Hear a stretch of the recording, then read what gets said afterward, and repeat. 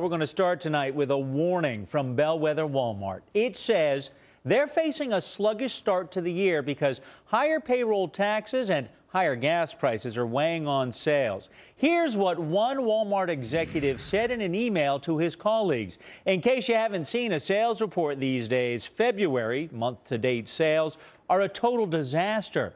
The worst start to a month I have seen in my roughly 7 years with the company.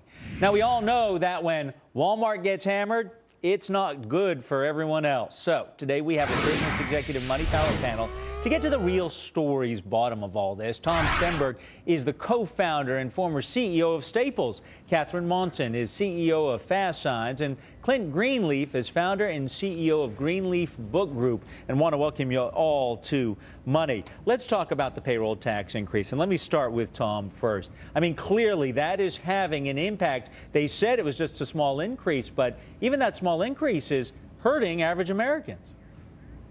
Well, remember, it's not just the payroll tax increase.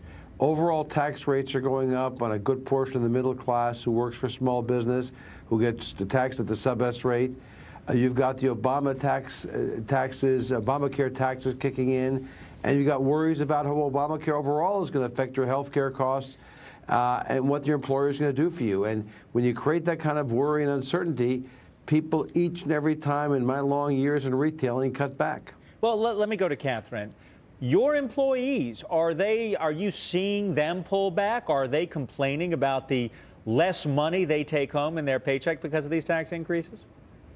Well, certainly taking 2% off of anybody's paycheck is going to have some effect on them, and there's no doubt that rising gas prices are having an effect as well. But at FASTSIGNS, we're not going to pull back, because what we do is we help local businesses generate new customers and sell more to existing customers. So our franchisees around the country are getting ready to help their local business owners drive new traffic and get new business. Are you seeing, though, those local business owners who you do business with, are they very concerned the way Walmart's concerned? I mean, the word that executive used was disaster. Well, I'll tell you, our January sales at FASTSIGNS were up 11.4% over a strong January last year. So we're not actually seeing that effect yet. And as we look at our preliminary February numbers, they're strong as well.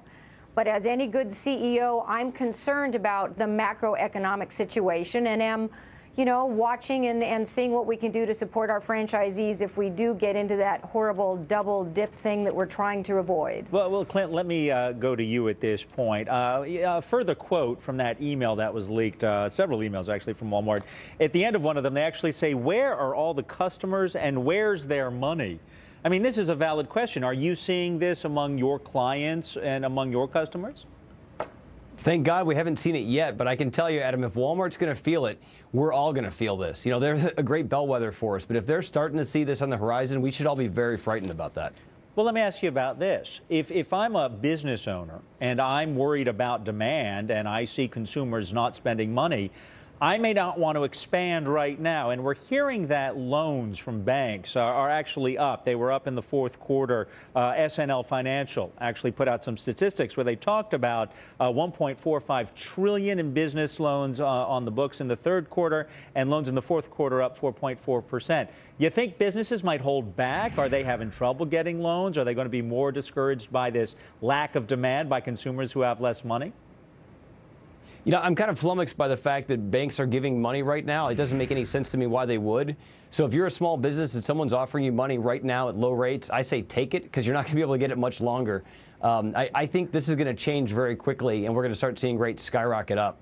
Tom, I want to ask you about rates skyrocketing up, because I can recall hearing over and over again from small business owners that they couldn't get loans.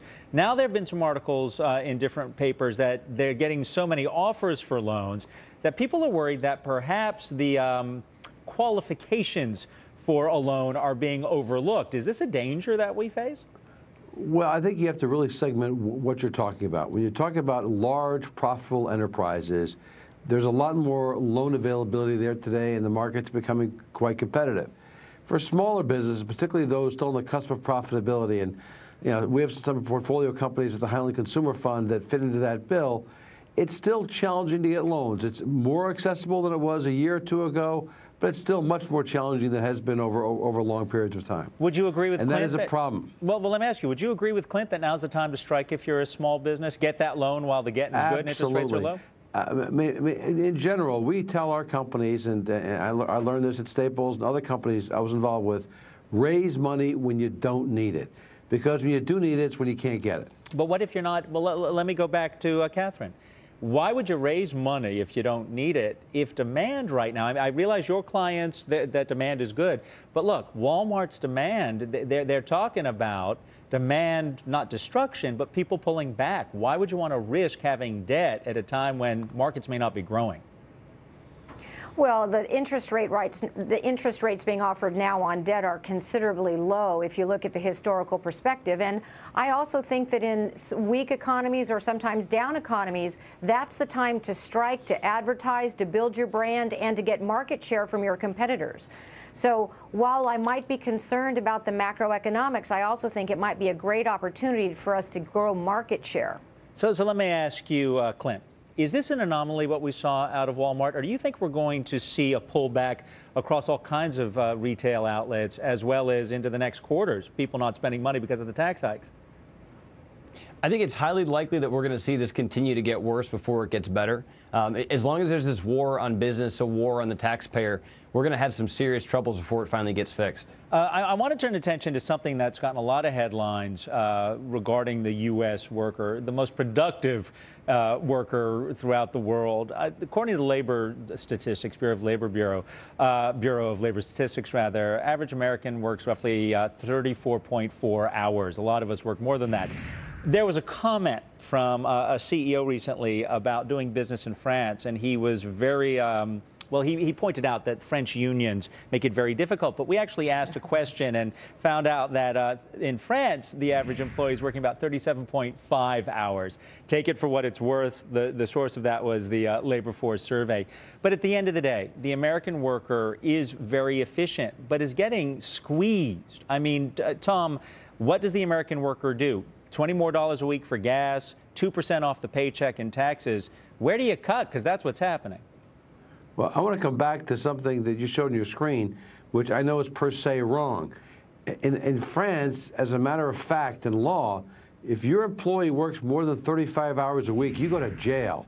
So whoever those people are working 37 and a half hours a week, they're on their way to the clink because you can't do that in France.